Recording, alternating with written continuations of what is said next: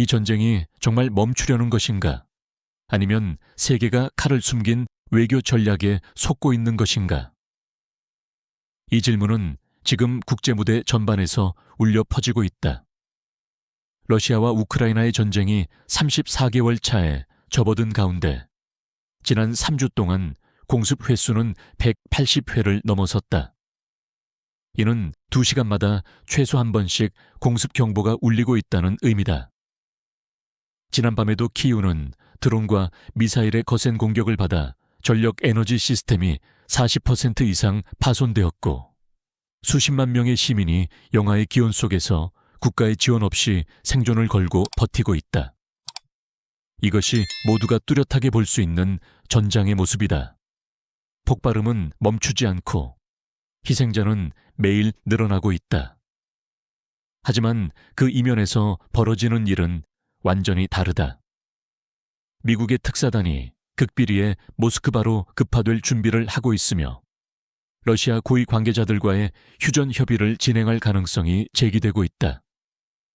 이 협상은 몇 달 동안 철저히 비밀로 유지돼 왔고 많은 전문가들은 이것이 결말의 시작일 수 있다고 보고 있다. 그 결말은 전장에서가 아니라 강대국의 회의실에서 쓰이고 있다는 것이다. 유럽 안보 연구기관의 분석가들은 지금 이 시점을 두고 군사적 충돌의 무게가 외교적 압력으로 넘어가는 순간이라고 명확히 평가한다. 러시아는 여러 전략 요충지를 안정적으로 장악하고 있으며 심리전으로 우크라이나를 지속적으로 압박하고 있다. 한쪽은 우위를 점하고 한쪽은 지쳐가고 또 한쪽 미국은 전쟁을 빨리 매듭지으려 한다. 이런 구조에서 떠오르는 질문은 더욱 선명해진다. 평화가 진짜로 오는 것인가? 아니면 항복을 평화라는 단어로 포장해 들고 오는 것인가? 전쟁은 아직 끝나지 않았다. 그러나 세계는 어쩌면 가장 중요한 분기점으로 향하고 있는지도 모른다.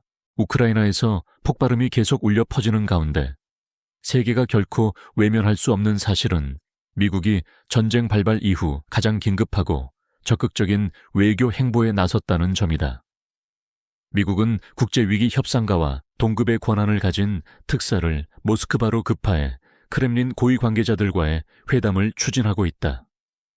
여러 언론은 이를 총성이 멈추지 않는 가운데 진행되는 조용한 임무라고 부른다. 이는 단순한 의례적 만남이 아니라 본격적인 휴전 기반을 마련하기 위한 실질적 협상이다. 유럽 외교 소식통에 따르면 미국과 러시아 대표들은 이미 아부다비에서 여러 차례 비밀 회담을 진행해 왔다고 한다. 아부다비는 서방의 영향력과 러시아의 동맹권 사이에 위치한 이익의 중간 지점으로 선택된 도시다. 그 대화는 단순히 각자의 입장을 확인하는 수준이 아니라 초기 휴전 합의에 윤곽을 논의하는 단계까지 발전했으며 외교 전문 용어로 신유럽 안정성 협력 프레임워크와 같은 표현이 사용된 것으로 알려졌다.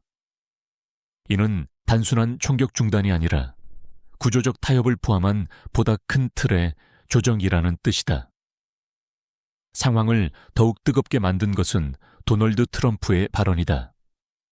그는 협상 과정이 언론이 아는 것보다 훨씬 더 진전돼 있다고 주장하며 이 합의가 성사될 경우 미국이 세계의 평화를 만든 국가로 자리매김할 수 있다고 말했다. 많은 이들은 이를 지지층 결집을 위한 정치적 발언으로 보지만 트럼프의 움직임이 워싱턴의 정책 방향에 영향을 미치고 있는 것 또한 부정할 수 없다. 이로 인해 미국 정부는 국내 선거전에 들어가기 전에 협상을 조기 마무리해야 한다는 압박을 받을 가능성이 더욱 커지고 있다. 전략 분석 그룹의 보고서에 따르면 지금이야말로 미국이 전후 유럽의 방향을 설계할 수 있다고 믿는 기회의 창이다. 만약 러시아가 전쟁의 결말을 결정하도록 내버려 둔다면 유럽의 안정성은 영원히 변화할 수 있으며 세계는 러시아의 영토 병합을 정상적인 것으로 받아들여야 할지도 모른다. 이는 나토의 안보 구조에 심각한 타격을 줄 수 있는 시나리오다. 따라서 이번 특사 파견은 단순히 평화를 요청하는 행위가 아니라 미국이 전쟁의 결말을 쓰는 권리를 쥐고자 하는 시도다. 자유세계의 리더로서의 지위를 유지하기 위해서이자 우크라이나 전장이 세계 권력의 판도를 영구히 바꿔버리는 무대로 변하지 않도록 하기 위한 계산이다. 미국은 줄곧 우크라이나 편에 서 있다고 말해왔지만 지정학의 세계에는 영원한 친구도 영원한 적도 없다. 존재하는 것은 지켜야 할 이익뿐이다. 그리고 지금 미국은 지난 수년간 가장 강력한 삼중 압박에 직면해 있다. 그렇기에 미국은 가능한 한 빨리 전쟁을 끝내야 하며 그 결말은 반드시 미국이 주도해야만 한다. 첫째, 국내 정치적 압박 대선이 다가오고 있고 지지율이 꾸준히 상승 중인 도널드 트럼프는 우크라이나 전쟁을 자신의 리더십을 과시하는 무대로 활용하고 있다. 그는 백악관에 돌아가는 즉시 전쟁을 끝낼 수 있다고 자신 있게 말하고 있으며 이 발언은 워싱턴 정부를 강하게 흔들고 있다. 이는 단순한 정치적 수사가 아니라 3년 넘게 끝나지 않는 전쟁에 국민의 세금을 쓰고 있다는 전략적 공격이기도 하다.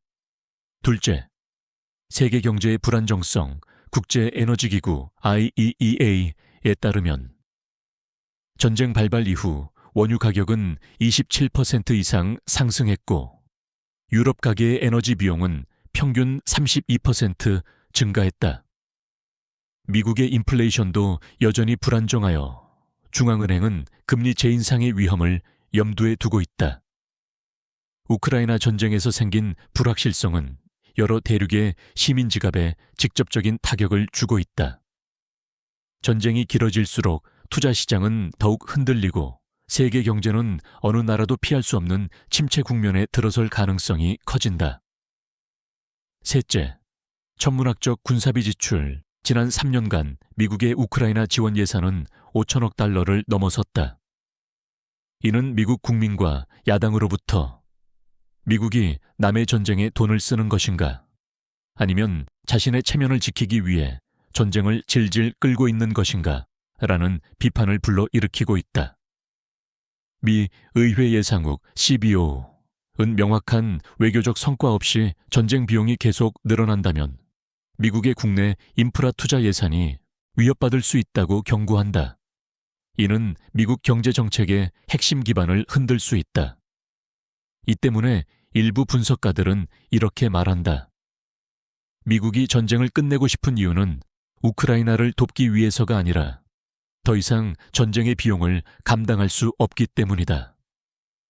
만약 러시아가 결말을 결정하게 내버려 둔다면 자유세계의 리더로서 미국의 위신은 크게 손상될 것이며 이는 21세기 지정학 권력의 판도를 뒤흔드는 전환점이 될 수 있다. 따라서 미국은 가능한 한 빨리 출구 전략을 찾아야 한다. 그리고 그 출구는 반드시 미국이 설계한 평화여야 하며 러시아가 정한 조건을 세계가 울며 받아들이는 형태의 평화여서는 안 된다. 러시아가 전략적으로 우크라이나보다 우위를 점하고 있다고 해도 영토 통제력 정보, 지원 지속적인 병력 보충 등에서 강점을 보유하고 있다고 해도 많은 이들이 간과하는 사실이 있다.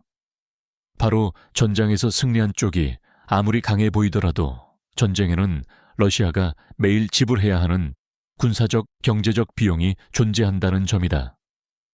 분석가들의 수치에 따르면 러시아는 전투 태세를 유지하기 위해 하루 평균 10억 루블을 사용하고 있으며 이는 서방 제재로 인해 내부에서 발생하는 사회적 정치적 부담을 포함하지 않은 금액이다.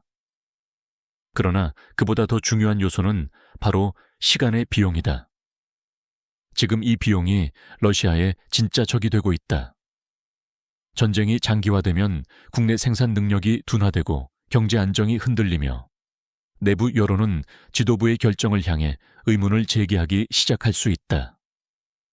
따라서 유리한 시점에 협상 테이블로 향하는 것은 약함의 신호가 아니라 군사적 우위를 국제 정치적 승리로 전환할 수 있는 전략적 타이밍이다. 러시아는 이 타이밍을 스스로 선택할 수 있는 위치에 있다는 판단을 하고 있다. 러시아가 사용하는 또 하나의 핵심 전략은 점령지에서의 러시아 정체성 구축이다. 일부 병합 지역에서는 주민들에게 새로운 신분증명서를 발급하고 교육 시스템과 지역 언론의 내용을 변화시켜 주민들이 스스로를 러시아인으로 인식하도록 만드는 사례가 보고되고 있다. 이는 단순한 물리적 점령이 아니라 심리적 문화적 점령이며 과거 소련 지역 여러 곳에서 러시아가 사용해온 방식이다. 사람들이 스스로 러시아의 일부라고 믿게 만드는 것. 이는 피를 흘리지 않고도 영토를 흡수하는 방식이다. 따라서 러시아의 장기적 목표는 단순히 영토를 보유하는 것이 아니라 역사의 승자로 인정받는 데 있다.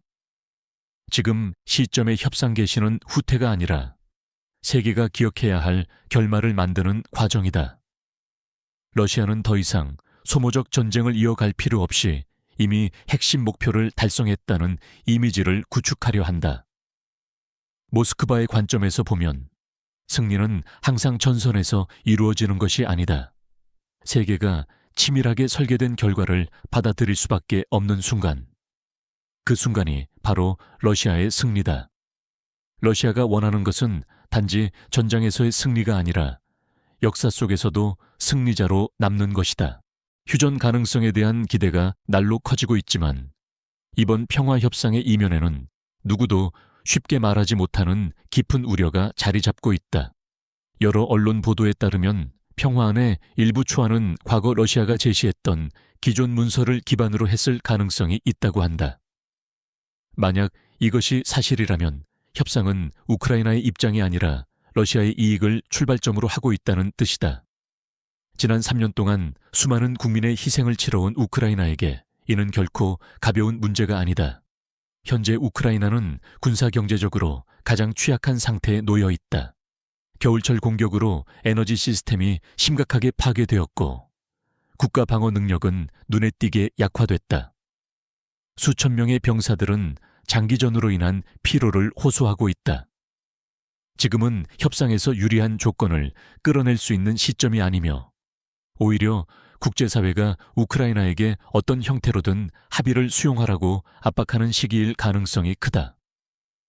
이는 강대국들이 받아들일 수 있는 방식으로 전쟁을 끝내려는 흐름과 맞물려 있다.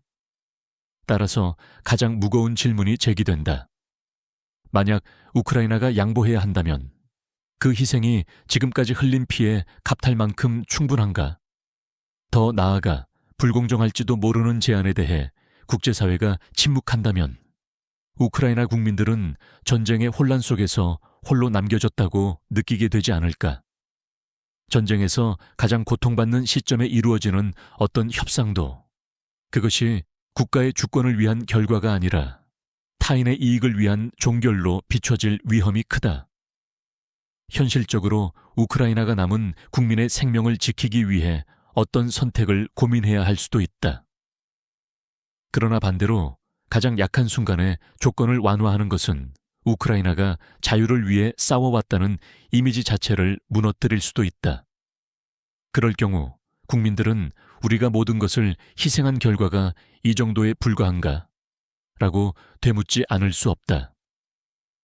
필자의 관점에서 보면 세계가 전쟁의 조기 종결을 원한다고 해도 작은 나라의 존엄을 희생시키는 방식으로 끝나는 평화는 총성이 멈춘 뒤에도 훨씬 오래 남는 새로운 상처를 남길 수 있다. 만약 우크라이나가 스스로 미래의 조건을 정할 공간을 얻지 못한다면 이번 평화협상은 현대 유럽사에서 가장 아픈 교훈으로 기록될지도 모른다. 종합적으로 살펴보면 이번 평화협상의 큰 그림이 점점 더 뚜렷해지고 있다.